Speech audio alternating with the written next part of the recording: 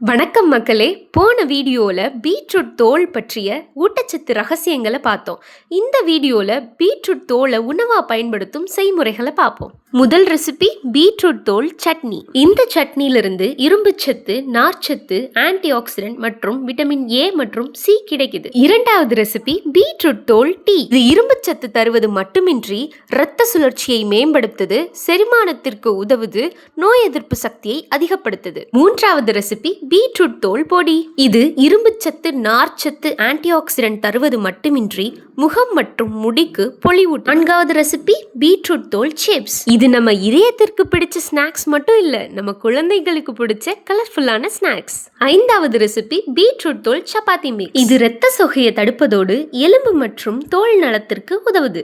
நம்ம கடைசி recipe beetroot தோல் சூப். இது முன்னாடி குறிப்பிட்ட அனைத்து வகையான நன்மைகளையும் தருது.